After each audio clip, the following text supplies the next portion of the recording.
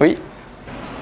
Mais du coup, le fait de poster des vidéos, ça te rapporte de l'argent dans une certaine manière. Lui, c'est encore moi. Je sais pas si je vous l'avais déjà dit sur cette chaîne, mais mes parents sont professeurs de français. Et il y a quelques jours, ma mère m'a proposé quelque chose d'étonnant.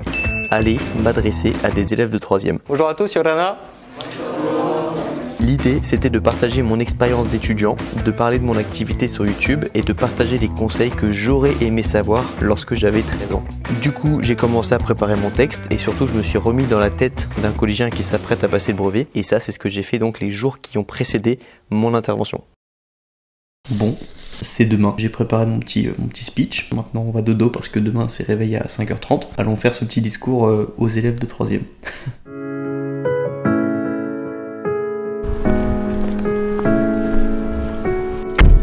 On va à l'école.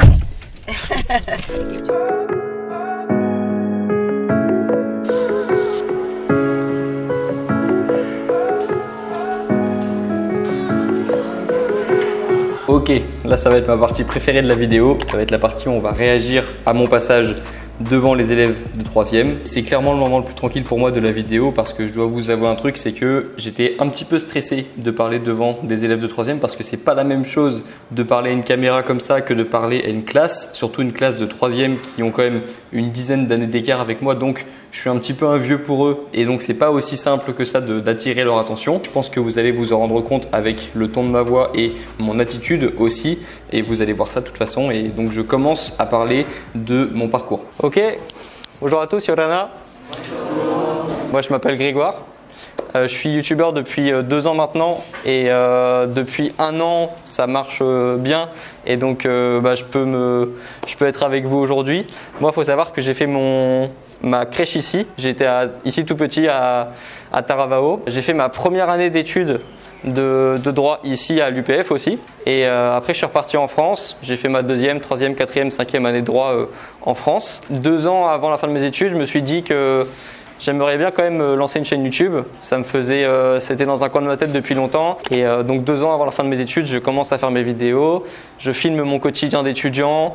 Je montre à quoi ça ressemble les études de droit. J'essaie de parler des examens, de la confiance en soi, d'organisation. Ça commence à bien marcher. Je continue mon bout de chemin. Je fais mes études en même temps je fais mes vidéos.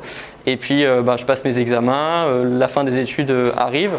Et au bout de 5 ans d'études, je me rends compte que je peux vivre de YouTube.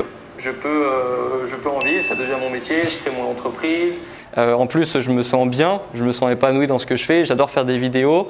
Et puis, j'ai fini mes études, donc si un jour je veux devenir avocat ou si je veux passer un concours en particulier, je peux le passer. Et moi, je me suis dit non, je vais aller à fond sur YouTube. Et mes parents ont été mutés ici à Tahiti encore une fois, donc je me suis dit on va aller prendre des vacances à Tahiti et en même temps on va faire des vidéos pour YouTube. Et c'est peut-être ça que vous avez vu sur ma chaîne si vous avez regardé des vidéos ces derniers jours. Mais donc je pourrais répondre à vos questions sur la vie de youtubeur plus tard si ça vous intéresse. Mais surtout aujourd'hui, je voulais vous parler donc de ce dont je parle sur ma chaîne YouTube et ce dont je parle aux étudiants. Ok, là c'est le passage où je vais commencer à parler de motivation parce que j'avais divisé. Donc vous voyez sur le tableau qu'il y a un petit planning de ma présentation. Donc je vais parler de mon parcours, c'est ce qu'on a vu. Je vais parler de motivation, d'organisation, de flashcards aussi parce que c'était important de leur parler de ça. Et un petit mot à la fin sur l'avenir quand même. On voit pas, je suis devant le tableau, mais je vais parler de l'avenir et de ma vision de l'avenir et de pourquoi il faut pas avoir si peur que ça de son avenir. Mais donc là, on va parler de motivation.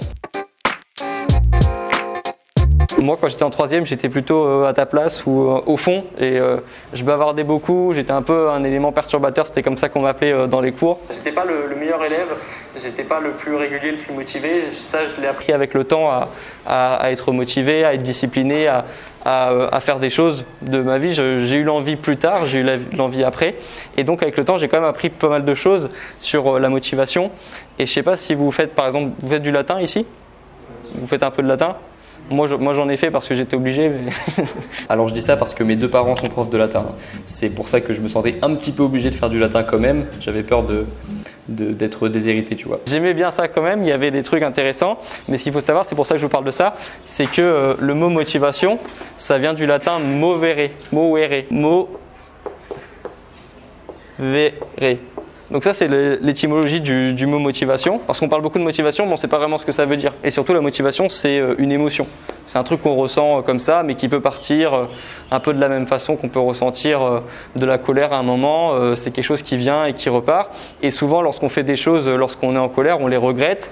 Et de la même façon, lorsqu'on est motivé, si on attend d'être motivé pour faire des choses, on attend une émotion et donc on attend quelque chose qui est temporaire, qui est passager et qui peut disparaître comme ça à tout moment. Et donc, ce qui est intéressant, c'est de savoir que motivation, ça vient de movere, et movere, ça veut dire le mouvement. Donc en fait, la motivation, c'est lié au mouvement. La motivation, ça veut dire, lorsqu'on dit je suis motivé, ça veut dire je suis en mouvement. Et lorsqu'on dit je suis pas motivé, ça veut dire je ne suis pas en mouvement. Et ça, c'est un truc que j'ai vraiment appris à l'école et dans le sport aussi, par exemple. Ce qui est le plus dur lorsqu'on révise des cours, lorsqu'on fait du sport, lorsqu'on fait des choses difficiles, c'est de s'y mettre. Et une fois que vous serez en mouvement, vous serez motivé et vous serez dans une bonne dynamique et vous pourrez faire des choses. Mais si vous n'avez pas envie de faire les choses que vous avez besoin de faire les 5 premières minutes, c'est normal. C'est pas parce que vous êtes quelqu'un de moins motivé que les autres, de procrastinateur, c'est normal. On n'a pas toujours envie de commencer, mais une fois qu'on commence, ça va mieux. Ok, ça c'est une bonne conclusion. Une fois qu'on commence, ça va mieux. Ensuite, c'est le moment où je parle d'organisation et je parle de l'exemple du verre d'eau et du jus d'orange.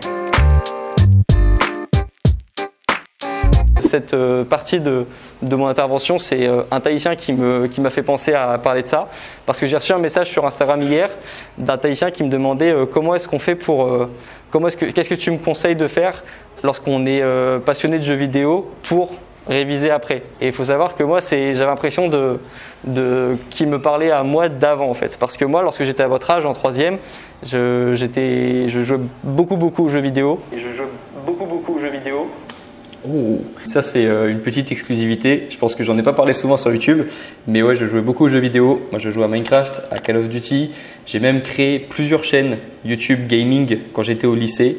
Si je retrouve des vidéos, je vous les montre. Je vous les montre maintenant. Salut tout le monde, comment allez-vous? Moi ça va très bien, je suis très heureux de vous retrouver pour ce 6e épisode de ma série sur la map World Ninja. Donc 2 secondes s'il vous plaît, je mets le chrono, voilà on est parti pour une bonne quinzaine de minutes. Mais voilà, j'étais aussi un gamer. Les vidéos YouTube, les jeux vidéo, c'était vraiment mon univers à moi lorsque je rentrais des cours. Et donc je comprends ce qu'il veut dire par là. Et en fait la question, qu'on fasse des jeux vidéo ou pas, la question c'est comment est-ce que je peux réviser et avoir envie de réviser des cours si j'ai quelque chose d'aussi amusant à faire que de jeux vidéo, aller sur TikTok ou qu'importe l'activité qui vous donne vraiment envie. Si on compare les activités que vous aimez faire et réviser des cours, forcément c'est trop difficile de se dire je vais aller directement vers les cours. Et donc l'astuce que j'ai à vous donner aujourd'hui, c'est l'astuce du verre d'eau et du jus d'orange. Si là je mets devant vous, imaginons que là j'ai un verre d'eau et un jus d'orange et que vous devez boire les deux, si vous commencez par le verre de jus d'orange et qu'ensuite vous devez boire le verre d'eau, il va vous paraître hyper fade le verre d'eau parce que vous aurez commencé par quelque chose de super sucré, de beaucoup plus agréable à consommer qu'un verre d'eau qui peut paraître fade, alors que si vous commencez par le verre d'eau qui peut paraître fade mais qui rafraîchit quand même, qui au final une fois qu'on l'a bu on se sent bien, une fois qu'on a bu un verre d'eau on se sent bien, ça peut paraître moins pénible. Et pour moi c'est un petit peu ça. Les jeux vidéo en l'occurrence c'est le jus d'orange et les cours c'est le verre d'eau, et je vous conseille de toujours commencer par le verre d'eau et après de finir avec le jus d'orange. Vous remarquerez que pour les exemples je donne souvent des trucs imagés pour pas justement trop perdre les collégiens, de pas essayer de trop rentrer dans les détails pour pas les perdre non plus, et pas non plus balancer des trucs bidons trop faciles à comprendre qui apportent pas grand chose aux collégiens. Donc c'était un équilibre à trouver et c'est pour ça que je vais beaucoup donner des exemples imagés comme le verre d'eau et le jus d'orange. C'était pour moi une façon d'illustrer des principes importants sans rentrer trop dans les détails. Et c'est ce que j'ai fait également pour les flashcards parce que c'est un concept qui est quand même facile à comprendre, mais on peut quand même perdre les étudiants si on commence à parler de mémorisation active, de répétition espacée, de principes importants de l'apprentissage. Donc j'ai quand même parlé des flashcards parce que c'est important pour réviser et pour apprendre plus vite, mais je vais leur montrer à quoi ressemble une flashcard plutôt que de leur dire ce que c'est, pour que ce soit plus simple à mémoriser et pour qu'ils aient plus de souvenirs aussi de ma petite intervention. Ensuite, je voulais vous parler des flashcards. Alors, je ne sais pas si c'est un mot que vous connaissez. Moi, à votre âge… Ah ouais, déjà? Ok. C'est maman? Oui. Ah oui, ok. Parce que moi, à votre âge, je ne connaissais pas du tout. Je me suis rendu compte que tout au long de ma vie, tout au long de mon processus, donc collège, lycée, fac, à aucun moment, il y a eu un professeur qui m'a dit vraiment comment apprendre un cours. On vous donne des connaissances, on vous parle de français, de maths, vous avez des matières, etc. Mais on ne vous apprend pas vraiment à mémoriser un cours. Alors je ne vais pas vous faire un cours non plus là-dessus, hein, mais je vais vous parler au moins des flashcards. Pourquoi? Parce que les flashcards, pour moi, c'est la méthode la plus efficace pour apprendre un cours. Et ça ressemble à ça, une fois que c'est fait sur papier. Moi, je le fais sur ordinateur. J'ai fait une vidéo là-dessus, mais je n'ai pas pris l'ordinateur. C'est un logiciel un petit peu plus compliqué à comprendre. Mais sur papier, ça marche très bien aussi. Et pourquoi est-ce que c'est efficace, les flashcards? Parce qu'il faut savoir que pour apprendre un cours, il y a des principes importants pour apprendre un cours. Si vous commencez, je sais pas, le surf, il y a des principes importants pour maîtriser le surf. Si vous commencez quelque activité que ce soit, il y a des principes fondamentaux à comprendre. Et c'est pareil pour l'apprentissage et la mémorisation. On a une manière de fonctionner, on a une mémoire qui fonctionne d'une certaine façon. Et si on applique les bons principes, on va apprendre plus rapidement nos cours. Et pourquoi les flashcards c'est important? Parce que ça applique le principe le plus important lorsqu'on veut apprendre quelque chose, c'est la mémorisation active. On appelle aussi ça tester sa mémoire. Ça veut dire quoi, tester sa mémoire? Ça veut dire tout simplement, retenez bien, ne pas avoir la réponse tout de suite. Tester sa mémoire, ça veut dire ne pas tomber directement sur la réponse. Pourquoi? Parce que si je vous donne directement la réponse, je ne fais pas travailler votre mémoire. Si je vous pose une question que j'attends et que je vous laisse réfléchir, là je vous fais tester votre mémoire. C'est pour ça que les examens, parfois vous avez un blanc parce qu'on vous pose une question et vous n'avez pas directement la réponse et vous êtes obligé de faire travailler votre mémoire. C'est pour ça qu'il faut le faire avant, qu'il faut dès la période de révision tester sa mémoire. Donc ça c'était important pour moi de parler des flashcards justement parce que à leur âge, lorsque j'étais en 3e et même au lycée, je testais pas ma mémoire, je connaissais rien à l'apprentissage en fait. Je savais pas comment apprendre un cours parce qu'on m'avait pas appris à le faire et donc je me dis que plus tôt on apprend aux élèves à apprendre un cours, à mémoriser un cours, plus ils auront de facilité à apprendre leur cours et à le faire vite pour ensuite, pourquoi pas, faire plus de sport, faire plus de choses qu'ils ont vraiment envie de faire, mais au moins d'avoir des principes fondamentaux de l'apprentissage. Pour moi, c'est hyper important d'en parler le plus tôt possible aux élèves, aux collégiens, aux étudiants parce que c'est trop important. On peut pas tout le temps donner des connaissances comme ça sans apprendre à apprendre et c'est dommage que l'école ne le fasse pas, mais donc j'essaye d'en parler moi dans mes vidéos et lorsque j'ai l'occasion d'en parler devant des élèves directement, je le fais. Et donc comment est-ce que ça marche avec les flashcards? Là je sais qu'en ce moment en histoire vous travaillez la Première Guerre mondiale, il me semble, et je sais qu'en histoire vous avez beaucoup de dates à apprendre, beaucoup d'auteurs. Après en français au lycée vous aurez beaucoup d'auteurs également, des périodes, vous aurez des textes à apprendre et c'est intéressant de travailler avec des flashcards. Donc à quoi ça ressemble? D'un côté vous avez, donc celle-là c'est la question, la date de la Première Guerre mondiale et de l'autre côté vous avez la réponse. 14-18. Okay. Pourquoi est-ce que c'est intéressant de faire ça et pas seulement de mettre tout sur la même page? Parce que si vous mettez tout sur la même page, vous avez d'un côté la question et de l'autre, du même côté, la réponse. Et donc vous ne faites pas travailler votre mémoire. Alors que la méthode la plus efficace, c'est donc de voir la question et ensuite de voir si vous avez la bonne réponse ou pas. À ce moment-là, vous aurez fait travailler votre mémoire et donc vous apprendrez plus vite ce que vous êtes en train d'apprendre. Le problème, c'est que sur vos cahiers, vous avez sur la même page la question et la réponse. Et donc, sans vous en rendre compte, vous ne faites pas travailler votre mémoire parce que lorsque vous lisez d'un bloc votre cours, vous avez la question et la réponse. Et donc, ce que je vous conseille de faire, c'est soit de lire votre cours d'un bloc et de récupérer les informations importantes, les dates, les auteurs, les périodes, les concepts, etc. et d'en faire des flashcards. Vous pouvez même en faire 10 d'un côté et 10 de l'autre. Donc 10 questions d'un côté et 10 de l'autre pour éviter de prendre juste une feuille pour refaire une seule flashcard. Ou alors vous faites la technique du doigt. Simplement, vous passez votre cours avec votre doigt, vous lisez avec votre doigt et dès que vous voyez qu'il y a une réponse à un moment, si vous savez qu'il y a une réponse à ce moment-là, vous cachez avec votre doigt et vous vous posez la question de qu'est-ce qui se cache derrière ce doigt en fait? C'est quoi la réponse à ce moment-là? Vous faites travailler votre mémoire et une fois que vous savez ou que vous ne savez pas, vous commencez à regarder la réponse et à ce moment-là, vous l'apprendrez beaucoup mieux que si vous lisiez tous d'un bloc. Okay. Donc ça c'était pour les flashcards. On a parlé donc de motivation, d'organisation, de flashcards. Je me suis introduit au début et maintenant c'est le moment où j'avais envie de parler de l'avenir pour les décomplexer par rapport à ça, pour qu'ils aient peut-être moins peur de leur avenir. Parce que moi, à leur âge, je ne savais pas quoi faire de ma vie, j'avais peur de ne pas trouver ma place et j'avais peur de mon avenir. Donc ça me faisait plaisir, ça m'aurait fait plaisir qu'un étudiant diplômé arrive et parle de l'avenir et que donne un petit message inspirant. Moi, je pense que j'aurais bien aimé avoir ça à leur âge. Je sais que l'avenir, ça vous fait sûrement peur. D'ailleurs, je pense que en réalité, ce qui vous fait peur, c'est pas vraiment le brevet, c'est pas vraiment les mauvaises notes, c'est plutôt l'avenir parce que vous avez peur qu'une mauvaise note impacte votre avenir et je pense que c'est ça qui vous fait peur. En tout cas, moi, c'était ce qui me faisait peur moi lorsque j'avais votre âge, c'était de pas trouver ma place, c'était qu'il n'y ait plus de travail pour moi, c'était de faire quelque chose qui me plaît pas de ma vie et de me lever et de faire quelque chose que j'aimais pas faire. Et c'était ça qui me faisait peur moi en tout cas. Et si je peux vous donner un conseil maintenant que j'ai terminé mes études et que je suis arrivé au bout du cycle, c'est que à défaut de savoir vraiment ce que vous voulez faire de votre vie, parce que c'est moi en tout cas en troisième c'était impossible de savoir ce que je voulais faire. J'ai vraiment trouvé très tard ce que je voulais faire. Il faut savoir que là j'ai 22 ans, bientôt 23 et j'ai su ce que je voulais faire à 20 ans. Ok, donc vous avez du temps encore. Si vous êtes comme moi et que vous êtes indécis, vous avez encore quelques années. Mais ce qu'il faut savoir, c'est qu'à défaut de savoir ce que vous voulez vraiment faire dans la vie, essayez d'abord de savoir ce que vous ne voulez pas faire. Ce sera plus simple. Vous aurez un point de départ. Et même si vous ne savez pas ce que vous ne voulez pas faire, essayez de savoir à qui vous voulez ressembler. À défaut de savoir vraiment ce que vous voulez faire, essayez de trouver des personnes qui vous inspirent, des personnes qui vous motivent, des idoles, que ce soit dans le sport, le cinéma, la musique, peu importe le domaine, d'essayer de trouver des personnes qui vous inspirent et essayez de ne pas toujours vous demander ce que vous avez vraiment envie de faire de votre vie parce que c'est paralysant, parce qu'il y a plein de choses qu'on peut faire, parce que la société elle évolue. Si ça se trouve, il y a un métier que vous voulez faire il y a 2 ans qui a pris une grosse baisse de popularité avec le Covid par exemple.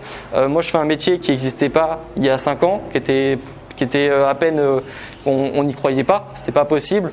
Je fais des vidéos sur internet et il y a 10 ans, mes parents me disaient de ne pas mettre mon visage sur internet et de ne pas mettre mon prénom sur internet parce que c'était mal vu. Donc vous voyez, ça évolue très vite, c'est pour ça que c'est paralysant de savoir ce qu'on a envie de faire dans un monde qui va très vite.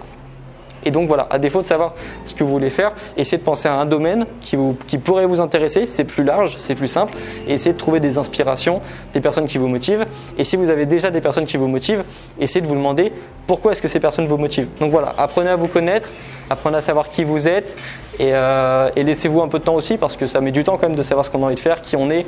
Moi à 22 ans, je sais toujours pas, je sais à peu près qui je suis, mais même pas à 100%. Ok, ça évolue avec le temps. Il y a 3 ans, je voulais être gendarme. Il y a 2 ans, je voulais être avocat.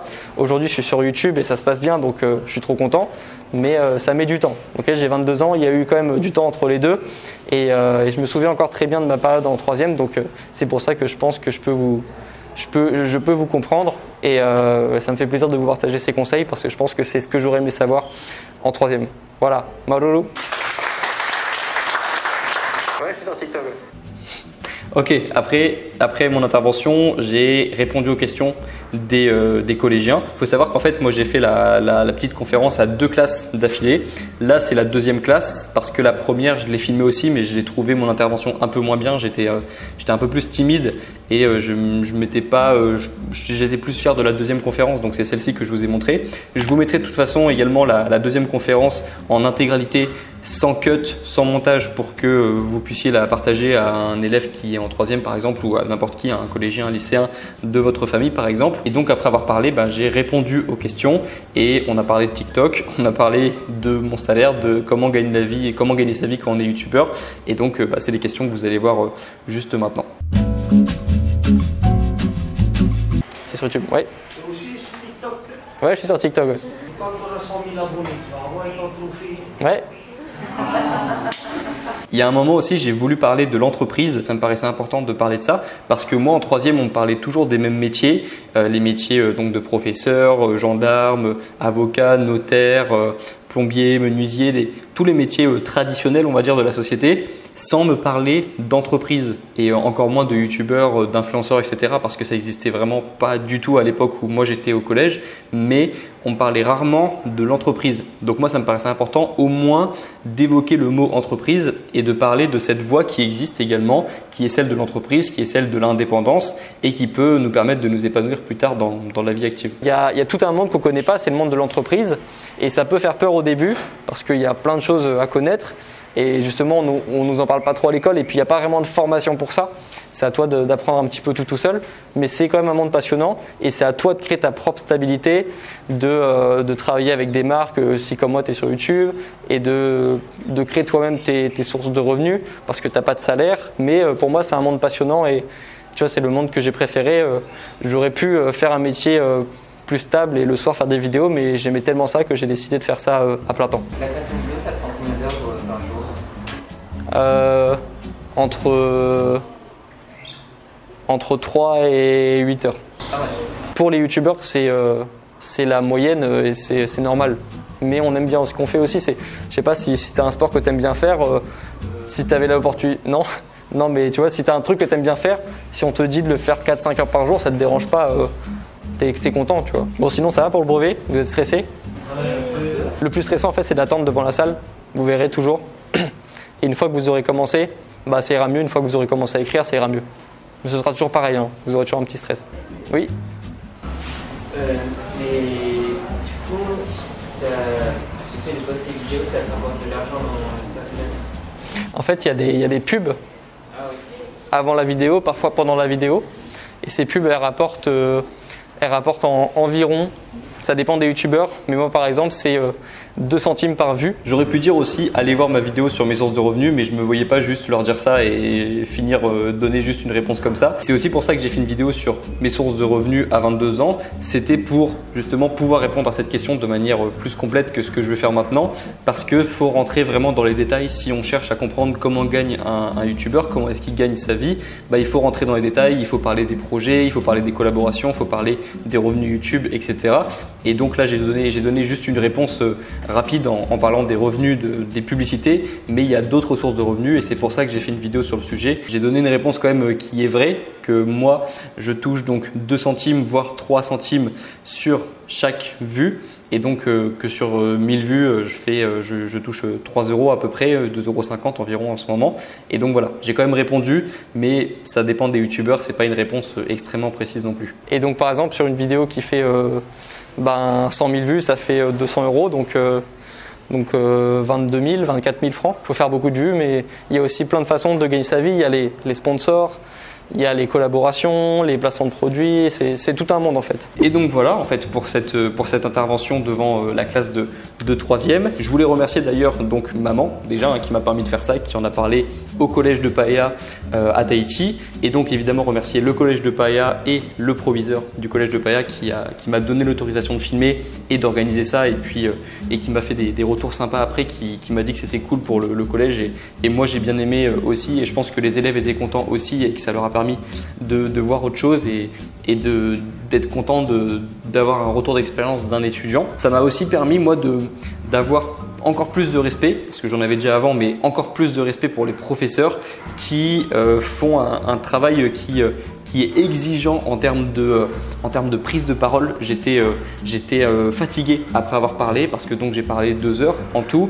J'avais plus de voix en fait. J'avais la voix qui commençait à casser parce que je parlais fort, beaucoup plus fort que lorsque je parle à une caméra comme ça. Il y a aussi la classe à gérer, le fait de limiter les bavardages pour pouvoir parler et que tout le monde nous entende, le fait d'essayer de capter l'attention comme ça à gauche à droite pour avoir l'attention des élèves. C'est un truc que par exemple moi j'ai pas à gérer lorsque je tourne une vidéo comme ça. Donc c'était intéressant pour moi d'expérimenter ça et de me mettre à la place d'un professeur. De toute façon, dès qu'on se met à la place de quelqu'un, c'est toujours plus simple de comprendre sa perspective, son point de vue et sa vie en gros. Donc moi ça m'a plu. Dites-moi également ce que vous auriez aimé savoir en 3e, ce que j'aurais pu dire de mieux et ce que vous auriez dit vous à ma place qui aurait pu me permettre d'améliorer aussi cette intervention et pour me permettre de m'améliorer pour les prochaines que je pourrais faire dans l'année. Et donc voilà, merci à toutes les personnes qui ont rendu ça possible. Malolo au collège de Paea, et puis on se retrouve nous dans quelques jours pour la prochaine vidéo. Bon courage dans vos projets et bon courage dans vos révisions. Ciao. Wake up, early mornings, late nights, hopping on a different flight. What's the meaning of life, ayy? Wake up, same-ish, different day. Make a wish, call it pray. Am I sick, am I okay, ayy? Stay up, late nights, still in pain. In my mind, it decays as I try to make a change. See the sun, see it set, feel some pain, feel regret. All the same, what is next? I'm to blame for my head, Life, it changes in many different ways, yeah. You turn the page and you see a new